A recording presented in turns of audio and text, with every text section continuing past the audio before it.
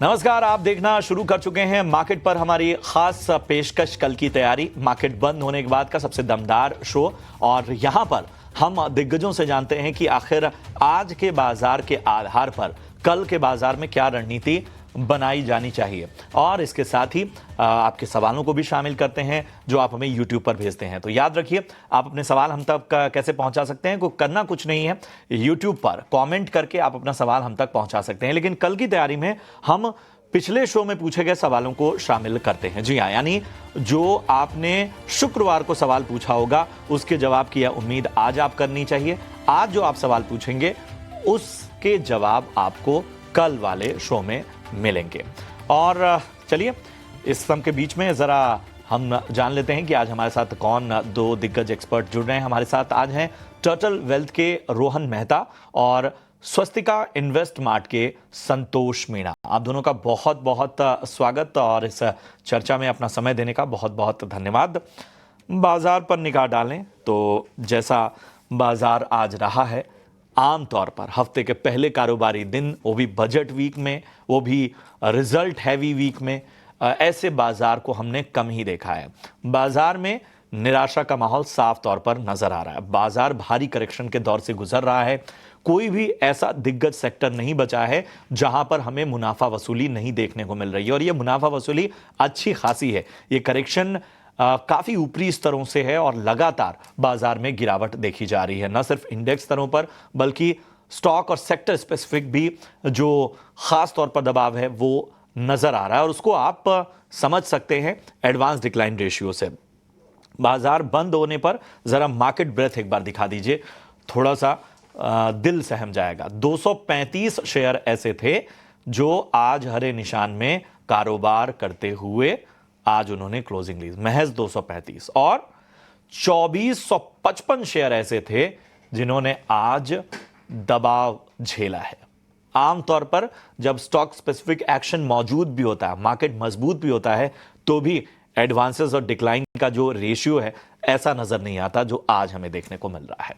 चलिए, बिना किसी देरी के इस बाजार पर, आज के बाजार के आधार पर क्या हमें रणनीति रखनी चाहिए, इसको समझने की कोशिश करते हैं। संतोष, मैं आपके पास आना चाहूंगा।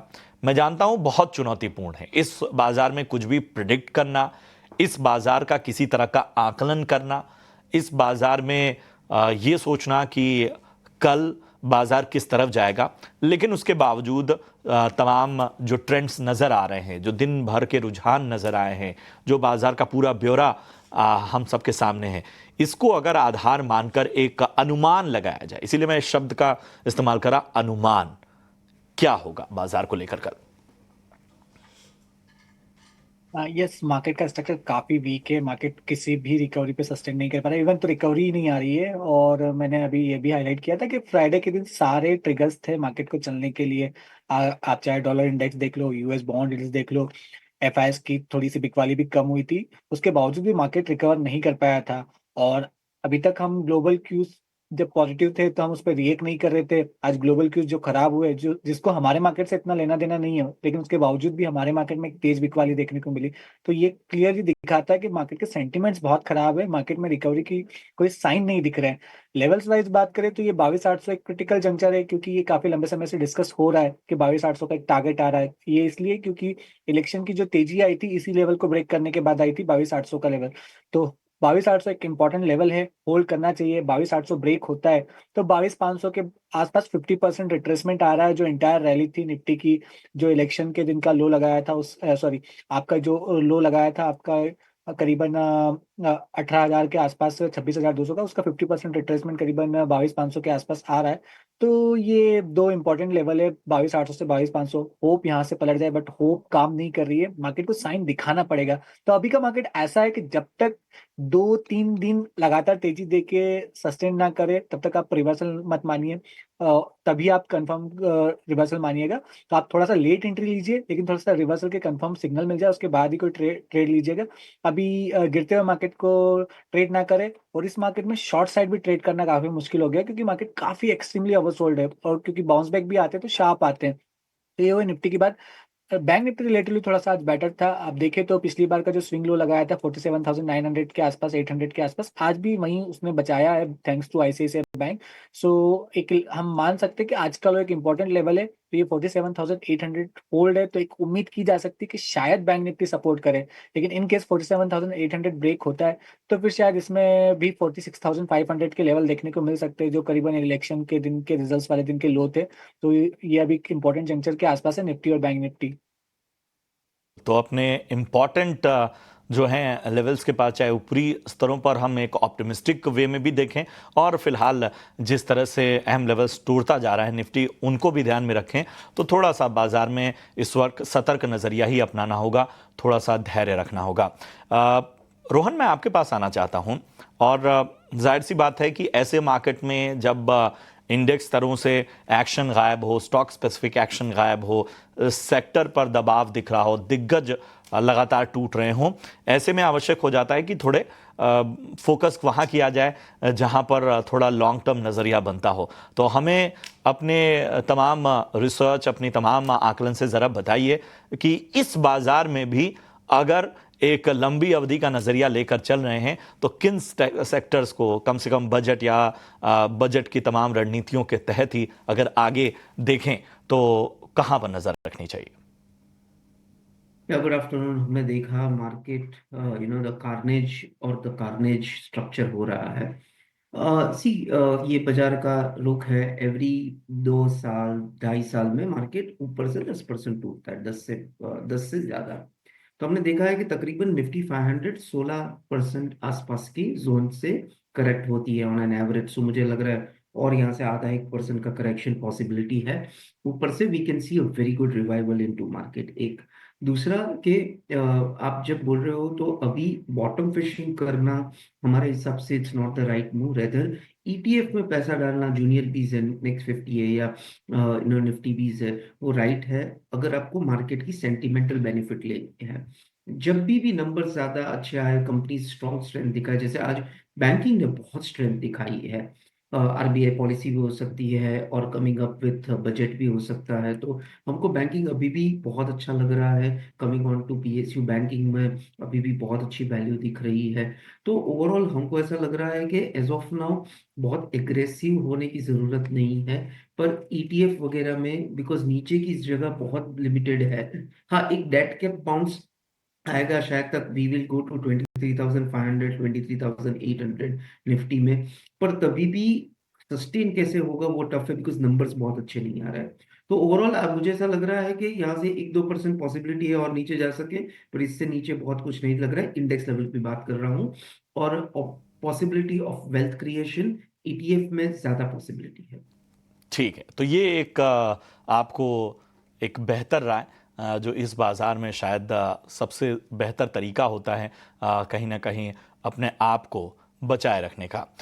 विजय मौर्य का सवाल अब हम लेते हैं, हमारे एक दर्शक जिन्होंने यूट्यूब पर हमसे सवाल पूछा है। अमरा राजा बैटरी में खरीदारी इन्होंने की है, 1270 के भाव पे संतोष इनकी बाइंग है, 85 शेयर इन्होंने लिए हुए हैं। बताइए क्या लगता है आपको, क्योंकि जिस भाव से इन्होंने लिया है लगभग 16% वहां से स्टॉक गिर चुका है, तो ऐसे में 1270 की बाइंग के हिसाब से क्या स्ट्रेटजी रखनी चाहिए? हाँ, मेरे हिसाब से अब स्टॉक में काफी हेल्दी करेक्शन आ चुका है, हो सकता है और गिरावट आए, लेकिन मेरे इस लेवल पे पैनिक नहीं करना चाहिए। स्टॉक में पहला सपोर्ट जो आ रहा है करीबन 1,000 के आसपास आ रहा है, और नेक्स्ट सपोर्ट जो आ रहा है 950 रुपए के आसपास आ रहा है। तो इस जोन में आके एक संभावना बनेगी कि स्टॉक बाउंस बैक कर सकता है। तो स्टॉक अच्छा है अभी, एक शॉर्ट टर्म बेरिश ट्रेंड में है, लेकिन कोई भी बाउंस बैक आता है तो मुझे लगता है कि अच्छी रिवर्सल देखने को मिलेगा, मार्केट सपोर्टिव रहता है। तो फिलहाल के लिए बने रहिए, पैनिक ना करें। बने रहने की विजय जी आपको सलाह, अमरा राजा में पैनिक होने की आवश्यकता नहीं है। ज्योति पांडे हमारी एक दर्शक हैं जिन्होंने बंधन बैंक पर राय जाननी चाहिए है। 1000 शेयर इनके पास हैं, और जाहिर सी बात है इस बाजार में तो हम ये मान के चल रहे हैं कि जिसकी भी खरीदारी थोड़ी सेफ बाइंग भी हो, अच्छे लेवल पे भी हो, और वहां से भी करेक्शन जिस तरह का बाजार में नजर आया है, तो 170 की इनकी बाइंग है, लगभग 20-21 रुपया अभी फिलहाल नीचे है ये स्टॉक। बताएं रोहन, बंधन बैंक में क्या रणनीति लेकर चली जाएगी? बैंक वैसे वैल्यूएशन वाइज बहुत डिसेंट हो गया है। यहाँ से बहुत कुछ लॉस जगह नहीं है नीचे जाने की। तभी भी मैं फिर से बोल सकता हूँ कि बंधन के सामने आप एक एसबीआई जैसी कंपनी को रिप्लेस कर सकते हो, क्योंकि यहाँ पे बेटर है कि एक आपको ज़्यादा स्टेबिलिटी मिलती है और ज़्यादा वैल्यू क्रिएशन की अपॉर्चुनिटी है। तो मुझे एग्जिट से ज़्यादा swap is the right option from SBI, from बंधन टू एसबीआई।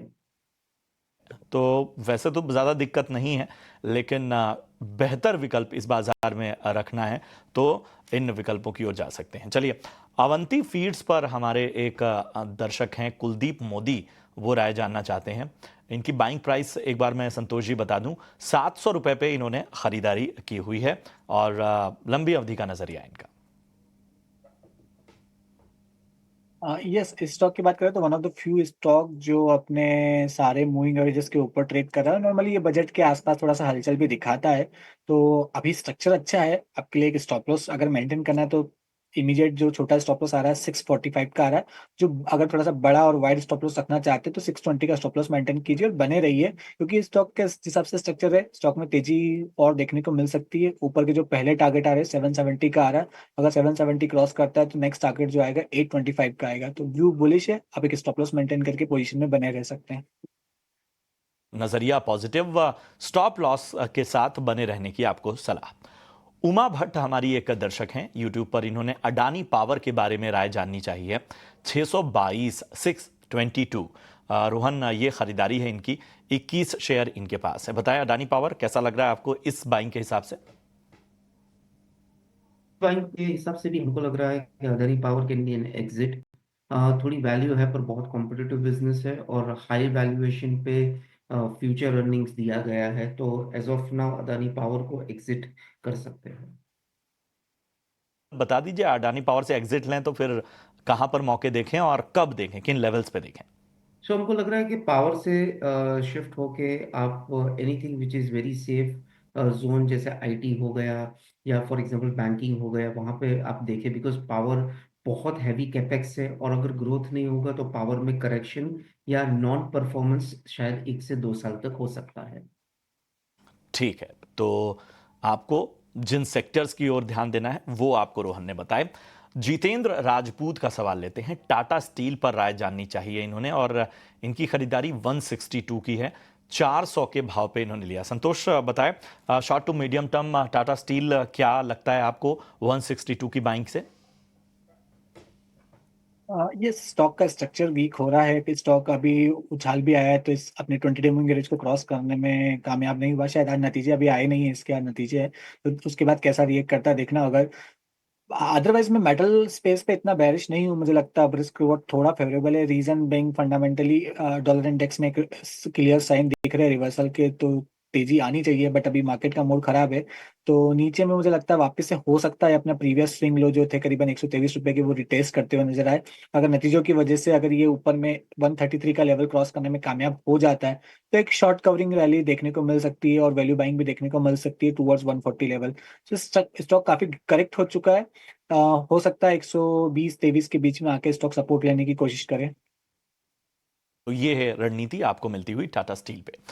ताहिर का सवाल लेते हैं, पावर ग्रिड पे राय जानना चाहते हैं, और फटाफट से रोहन बताइए, समय कम है मेरे पास। 155 की इनकी बाइंग है, 155 power grid. Same power grid को आप एग्जिट करके दूसरे ग्रोथ सेक्टर में जा सकते हैं।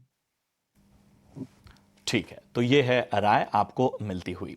चलिए, अब इतने ही सवालों को हम शामिल कर पाएंगे और कोशिश हमने की है कि आपको बेहतर तरीके से मार्गदर्शन दें। लेकिन याद रखिए, इस बाजार में, इस तरह के बाजार में आम तौर पर जो भी राय आपको दी जाती है उसमें इस बात का विशेष रूप से ध्यान दें कि सोच समझ कर ही आगे बढ़ें। चलिए, अब ले आते हैं आपके लिए हम वीआईपी शेयर्स।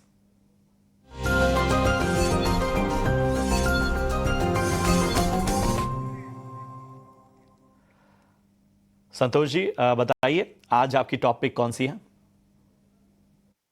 हाँ, मेरी आज की एक बाई साइड और एक सेल साइड दोनों कॉल्स है। तो बाइंग साइड हम देख रहे हैं कि दो ऑटो स्पेस में थोड़ी स्ट्रेंथ है, स्पेशली एमएनएम और मारुति में। तो एमएनएम मैंने क्लोजिंग शो में डिस्कस किया था, तो मैं मारुति डिस्कस करना चाहूंगा। इसका स्ट्रक्चर बहुत अच्छा हो रहा है, स्टॉक अपने 200 डे मूविंग एवरेज के आसपास कंसोलिडेट कर रहा है, एक फ्लैग काइंड ऑफ फॉर्मेशन बना रहा है। तो मार्केट सपोर्टिव रहता है तो ये चल सकता है। 1200 टू 12,200 का टारगेट रहेगा, 11,800 का स्टॉप लॉस रहेगा। सेल साइड नौकरी, इसका स्ट्रक्चर काफी वीक है, स्टॉक डिक्लाइनिंग मोड में, एक flag form inverse flag formation का ब्रेकडाउन है। यहाँ पर 6775 का टारगेट रहेगा और 7150 का स्टॉप लॉस रहेगा। ठीक है, तो ये आपको दो रणनीति मिलती हुई संतोष जी की तरफ से। संतोष जी, बहुत बहुत शुक्रिया आपका करेंगे, लेकिन जरा अपना डिस्क्लेमर दे दें। जो भी स्टॉक हमने डिस्कस किए, मेरी पर्सनल कोई भी पोजीशन नहीं है, लेकिन हमारे क्लाइंट्स के साथ डिस्कस किए हुए स्टॉक है, तो हो सकता है उनकी पोजीशन हो। ठीक है, शुक्रिया संतोष जी, और इसके साथ ही रोहन, आप भी हमारे साथ जुड़े, उसका भी बहुत बहुत धन्यवाद, और तमाम निवेशकों का मार्गदर्शन किया उसके लिए बहुत बहुत शुक्रिया। चलिए, जाने से पहले आपको बता दें कि कल आखिर आपको किन इवेंट्स पर नजर रखनी चाहिए। पूरी डिटेल्स के साथ मेरी सहयोगी रक्षा रावत जुड़ चुकी हैं। रक्षा, बताएं कल के इंपॉर्टेंट क्यूज कौन कौन से हैं? जी, तो देख लेते हैं कि कल के लिए मार्केट के इंपॉर्टेंट क्यूज़ क्या होने वाले हैं, यानी कल के बाजार में कौन कौन से ऐसे बड़े इवेंट्स होने वाले हैं जिसमें आपको अपनी नज़र बनाकर रखनी चाहिए। सबसे पहले बात करेंगे ग्लोबल मार्केट्स की, तो यहाँ पर यूएस में कंज्यूमर कॉन्फिडेंस का डेटा आने वाला है। इसी के साथ साथ फेड की जो है वो 2 दिन की पॉलिसी मीटिंग जो है वो कल से शुरू होने वाली है, तो ये काफ़ी बड़ा इवेंट है, इस पर आप अपनी नज़र बनाकर रखिएगा। आगे बात करते हैं भारतीय बाजारों की, तो यहाँ पर Q3 के नतीजे जारी हो रहे हैं, और इसमें कल बात करें तो यहाँ पर निफ्टी में बजाज ऑटो और सिप्ला 2 कंपनियां अपने नतीजे जारी करने वाली है। आगे बात करेंगे कुछ और कंपनियों की, तो यहाँ पर M&M Finance, IOC, TVS Motor, Exide Industries, Piramal Pharma, BHEL, Star Health, RITES, JSW Infra, Mahanagar Gas, Hindustan Zinc, CG Power, Colgate, Arvind Limited, SBI Cards और GMR एयरपोर्ट्स जो है वो अपने 3rd क्वार्टर के रिजल्ट्स जो है वो डिक्लेयर करने वाली है। 2 कंपनियां हैं जो कि एक्स डिविडेंड के लिए कल ट्रेड करेंगी, जिसमें शामिल है जेंसा टेक और विप्रो। BPCL जो है वो डिविडेंड के लिए इसमें शेयर खरीदारी का कल आखिरी दिन रहने वाला है। तो ये थे कुछ इंपॉर्टेंट इवेंट बाजार के जिसमें कल आपको अपनी नज़र बनाकर रखनी चाहिए। शुक्रिया करेंगे रक्षा आपका इस अहम जानकारी के लिए। चलिए, कल की तैयारी में आज के लिए इतना ही, दीजिए इजाजत। आप देखते रहिए ET नाउ स्वदेश। नमस्कार।